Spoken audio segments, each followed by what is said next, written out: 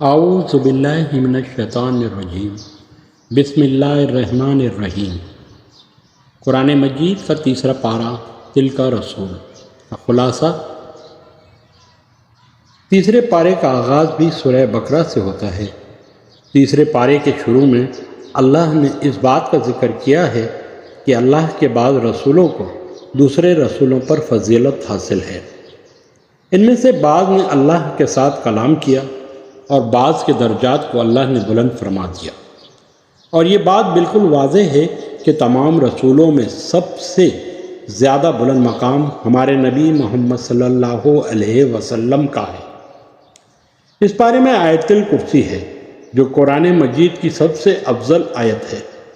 آیت الکرسی کی تلاوت کرنے والے کو اللہ تعالیٰ شیاطین کے حملوں سے محفوظ فرما لیتے ہیں۔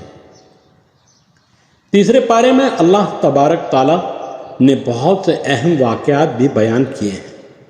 پہلا واقعہ جناب ابراہیم علیہ السلام کا ہے، جو دربار نمرود میں اس کے ساتھ اللہ کی ذات کے بارے میں مناظرانہ مکالمے کا ہے۔ جس وقت حضرت ابراہیم علیہ السلام دربار نمرود میں جا کر اللہ کی توحید کی تبلیغ کرتے ہیں تو ابراہیم علیہ السلام اللہ تعالیٰ کے ذات کے بارے میں کہتے ہیں، میرا پروردگار زندہ بھی کرتا ہے اور مارتا بھی ہے۔ جواب میں نمرود کہتا ہے کہ میں بھی مارتا ہوں اور زندہ کرتا ہوں۔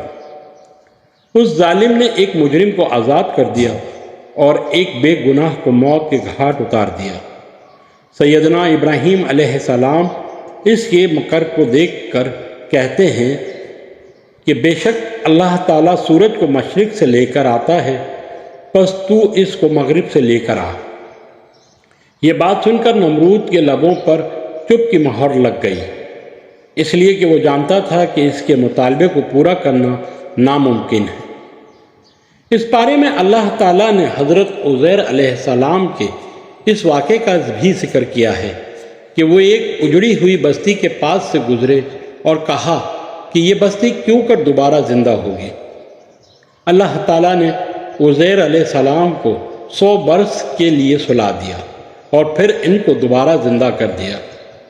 حضرت عزیر علیہ السلام اور جناب ابراہیم علیہ السلام کا واقعہ یہ بات سمجھاتا ہے کہ اللہ تعالیٰ کے لیے قیامت کے دن مردوں کو زندہ کرنا مشکل نہیں ہے، اور جب اللہ تبارک و تعالیٰ انسانوں کو زندہ ہونے کا حکم دیں گے تو مردہ انسان بالکل صحیح حالت میں اٹھ کر کھڑے ہوں گے۔ اس پارے میں اللہ تعالیٰ نے انفاق فی سبیل اللہ کی فضیلت کا بھی ذکر کیا ہے اور بتلایا ہے کہ اللہ تعالیٰ کے راستے میں خرچ کیے گئے مال کو اللہ تعالیٰ 700 گنا کر کے پلٹا دیں گے، اور کئی لوگوں کو اس سے بھی زیادہ بدلہ ملے گا۔ اس پارے میں اللہ تعالیٰ نے سود کی بھی مذمت کی اور کہا کہ جو لوگ سود کھانے سے باز نہیں آتے ان کا اللہ اور اس کے رسول کے خلاف اعلان جنگ ہے۔ سورہ بقرہ کے بعد سورہ آل عمران ہے۔ سورہ آل عمران کے شروع میں اللہ تعالیٰ نے اس بات کا ذکر کیا ہے کہ اللہ تعالیٰ نے قرآن مجید کو حق کے ساتھ نازل فرمایا، جو سابقہ کتابوں کی تصدیق کرتا ہے، اور اس سے قبل اس نے توریت اور انجیل کو نازل فرمایا تھا۔ اللہ تعالیٰ نے اس سورہ میں اس امر کا بھی ذکر کیا ہے کہ وہ رحم مادر میں انسانوں کو جس طرح چاہتا ہے صورت عطا فرما دیتا ہے۔ وہ بغیر رنگ، روشنی اور کینوس کے دھڑکتے ہوئے دل والا انسان بنا دیتا ہے۔ اللہ تعالیٰ نے اس صورت میں یہ بھی بتلایا کہ قرآن مجید میں 2 طرح کی آیات ہیں، ایک محکم اور دوسری متشابہ۔ فرمایا کہ محکم آیات کتاب کی اصل ہیں اور متشابہات کی تعویل کا علم صرف اللہ کے پاس ہے۔ جن لوگوں کے دلوں میں مرض ہوتا ہے وہ متشابہت کی تعویل کے پیچھے بھاگتے رہتے ہیں، اور اہل ایمان کہتے ہیں جو کچھ بھی ہمارے رب نے اتارا ہمارا اس پر کامل ایمان ہے۔ اس صورت میں اللہ تعالیٰ نے بتلایا کہ اللہ کے نزدیک دین صرف اسلام ہے، اس لیے جو آخرت کی فلاح و بہبود کا خواہش مند ہے اس کو اسلام کا راستہ اختیار کرنا ہوگا۔ اس صورت میں اللہ تعالیٰ نے یہ بھی بتلایا کہ اللہ نے آدم، نوح، آل ابراہیم اور آل عمران کو دنیا پر فضیلت عطا فرمائی تھی۔ سورہ آل عمران میں اللہ تعالیٰ نے جناب عمران کی اہلیہ کا ذکر کیا ہے کہ انہوں نے منت مانی کہ وہ اپنے نوزائیدہ بچے کو اللہ تعالیٰ کے لیے وقف کر دیں گی۔ آپ کے ہاں پر بچے کے بجائے بچی کی ولادت ہوئی۔ جناب عمران کی اہلیہ نے اپنی منت کو بچی ہونے کے باوجود پورا کیا اور آپ کا نام مریم رکھ کر آپ کو جناب زکریہ علیہ السلام کی کفالت میں دے دیا۔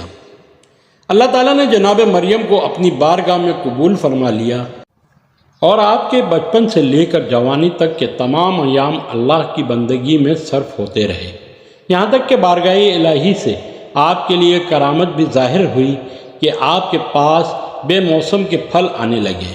حضرت زکریہ علیہ السلام جو مریم کے خالو بھی تھے، ایک دن اس محراب میں داخل ہوئے جہاں سیدہ مریم عبادت میں مشغول رہتی تھیں۔ انہوں نے سیدہ مریم سے پوچھا کہ آپ کے پاس یہ بے موسم کے پھل کہاں سے آتے ہیں؟ کہاں سے آتے ہیں؟ اللہ کی طرف سے آتے ہیں، وہ جس کو چاہتا ہے بلا حساب رزق دیتا ہے۔ حضرت زکریہ علیہ السلام بے اولاد تھے اور آپ کی بیوی بانجھ تھی۔ سیدہ مریم کے پاس بے موسم کے پھل دیکھ کر جناب زکریہ علیہ السلام بھی رحمت الہی سے پر امید ہو گئے اور آپ نے دعا مانگی، اے میرے پروردگار، مجھے بھی اپنی طرف سے پاک اولاد عطا فرما۔ حضرت زکریہ علیہ السلام محراب میں نماز ادا فرما رہے تھے کہ فرشتے نے آپ کو پکار کر کہا، اے زکریہ، آپ کو اللہ تعالیٰ کی طرف سے یحییٰ نامی پارسا اور سردار بیٹے کی بشارت ہو۔ حضرت زکریہ علیہ السلام اس کے بعد 3 دن تک خلوت نشین ہو کر اللہ کے ذکر اور تسبیح میں مشغول رہے۔ اس کے بعد اللہ تعالیٰ نے جناب مریم کے ہاں سیدنا عیسیٰ علیہ السلام کے موجزاتی ولادت کا ذکر کیا ہے۔ سیدہ مریم کا دل اس بات کو قبول نہیں کر رہا تھا، لیکن اللہ تعالیٰ نے ان کو بنا شوہر کے ایک بیٹا عطا کیا جو اللہ کے حکم سے کوڑ اور برس کے مریضوں پر ہاتھ پھیرتے تو وہ شفایاب ہو جاتے۔ حضرت عیسیٰ علیہ السلام بنی اسرائیل کے لوگوں کو اللہ کے حکم سے گھر میں کھائے جانے اور باقی رہ جانے والے کھانے کی بھی خبر دیتے تھے۔ حضرت عیسیٰ علیہ السلام کی معجزاتی پیدائش کی وجہ سے عیسائی ان کو اللہ کا بیٹا قرار دینے لگے۔ اس پر اللہ تعالیٰ نے فرمایا کہ بے شک عیسیٰ کی مثال اللہ کے نزدیک آدم جیسی ہے، جن کو اللہ نے بن باپ اور بن ماں کے مٹی سے پیدا کیا اور کہا ہو جا تو وہ ہو گئے۔